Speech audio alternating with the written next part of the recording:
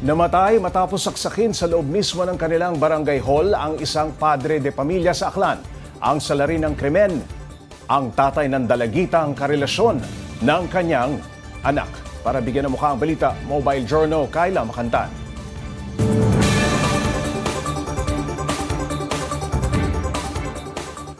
Ang magulang gagawin ng lahat para lamang protektahan ang kanilang anak.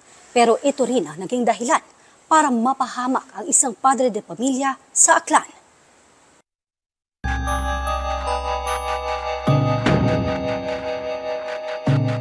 At 12 ng Hunyo nang magpunta sa barangay hall ng Bulabod sa Malinaw, Aklan, si Sherwin Retiro.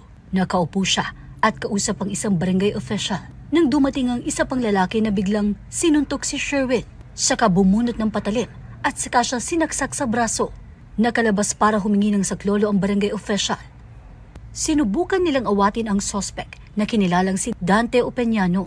Pero inambahan sila ng patalim kaya napatakbo sila sa takot. Nakalabas pa ng barangay hall ang biktima pero napuruhan na palang dibdib nito. Ang ating mga kapulisan na Malinaw PNP on their way to the said area ay may nakasalubong sila na isang tricycle. Nalaman nila na sakay nitong tricycle ang biktima. Unfortunately, unconscious na yung biktima. Nailapit pa sa ambulansya ang biktima papuntang ospital pero idineklara na ring dead on arrival.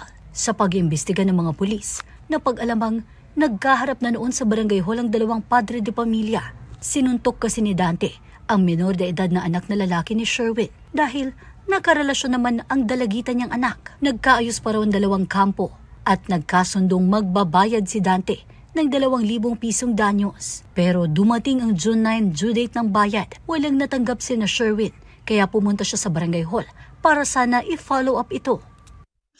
Pinatasan naman ng barangay si Kagawad Carolina Noblesa para puntahan naman itong si Kagawad Normita Opeñano, auntie ng suspect, para sana i-remind sa payment ni suspect. Right away, upon knowing ng suspect na nandoon yung biktima sa barangay hall, pinuntahan niya ito.